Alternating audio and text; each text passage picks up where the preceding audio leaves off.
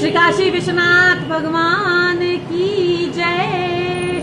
पुराणों, धर्मशास्त्रों और ग्रंथों के अनुसार सनातन धर्म में जब देवराज इंद्र को इंद्र पदवी प्राप्त हुई तो अहंकारवश उन्होंने अपने गुरु बृहस्पति का अपमान कर लिया। अपने अपमान से खिन्न बृहस्पति देव ने तपस्या करने के लिए प्रयाण कर दिया और इधर पुरोहित से हीन इंद्र ने विश्वरूप को अपना गुरु बनाया, उनसे नारायण को वश लिया। लेकिन ये विश्वरूप इनकी माता राक्षसी थी तो अपने राक्षसों को भी थोड़ी थोड़ी आहुति दे दिया करते थे, जिस कारण से क्रोधित इंद्र ने ब्राह्मण विश्वरूप का वध कर दिया और इनको ब्रह्म हत्या लग गई। और ब्रह्म हत्या के पाप से श्रीहीन, राज्यहीन, धर्महीन इंद्र यत्र तत्र भटकने लगे। समस्त देवताओं के प्रार्थना करने पर भगवान श्री नारायण की शरण में जाकर इनको पता चला कि यदि कोई इंद्र की ब्रह्म हत्या ले ले तब इंद्र उस पाप से मुक्त होकर पुनः देवत्व प्राप्त कर सकते हैं। तब इंद्र ने सबसे प्रार्थना याचना की, लेकिन किसी ने भी ब्रह्म हत्या के पाप को लेना स्वीकार नहीं किया। तब माता पृथ्वी ने, स्त्रियों ने, वृक्षों ने और नदियों के जल ने इस ब्रह्म हत्या को ग्रहण किया। पृथ्वी में ऊसर भूमि, जल में झाग जिसमें कुंभी आदि उत्पन्न हो जाती हैं और पेड़ों में गोंद युक्त पेड़ जो गोंद निकलती है वो, और स्त्रियों में मासिक धर्म, यह ब्रह्म हत्या के उदाहरण है। इसीलिए स्त्रियों को मासिक धर्म में पूजा आराधना, पवित्र कार्यों और गृह कार्य को भी करने की मनाही है।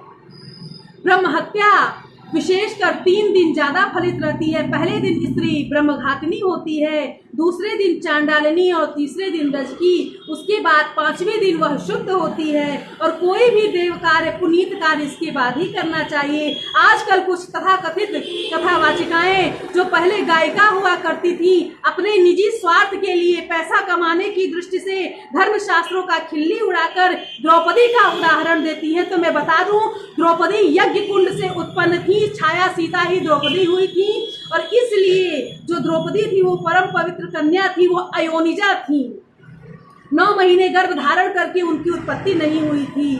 और दूसरी बात, जब द्रौपदी ने भगवान श्री कृष्ण को पुकारा तब द्रौपदी न तो किसी मंदिर गई, न तो किसी देव कार्य को किया, न तो किसी अनुष्ठान को किया। उन्होंने दुख में आकर तड़पते हुए अपने सम्मान की रक्षा के लिए प्रभु को पुकारा। और यह संदेश है कि अगर स्त्री अपवित्र अवस्था में भी है तो अपने सम्मान, अपने धर्म, अपने मान सम्मान की रक्षा के लिए प्रभु को पुकारती है तो भगवान को वह पुकार सकती है। यह इसके लिए अनुमति है, न कि इसके लिए कि महीने के दिन में ही मंदिर चले जाओ, महीने के दिन में ही दान धर्म कर लो। ऐसा करना शास्त्र के विरुद्ध है और जो ऐसा करेगा वो भरेगा सनातन धर्म में, अपना टांग न अड़ाए और अपने निजी लाभ के लिए समस्त सनातन धर्मी स्त्रियों और महिलाओं को भटकाए नहीं। महीने में 5 दिन स्त्रियों को फ्री मिलते हैं, खूब जम के आराम करो, न घर का काम, न बाहर का काम, न कोई जिम्मेदारी उठाना। भाई मैं तो खूब एंजॉय करती हूँ, मुझे कोई दिक्कत नहीं है। 5 दिन छोड़ के पूरा महीना भगवान का साधना आराधना करो, कोई दिक्कत नहीं है। लेकिन जो ऐसा कहता है और ऐसा करने का उपदेश देता है, शास्त्र के विरुद्ध आचरण करता है, वो स्वयं अपना सर्वनाश करवाता है और उसका मानने वाले खुद अपने सर्वनाश को निमंत्रण देते हैं।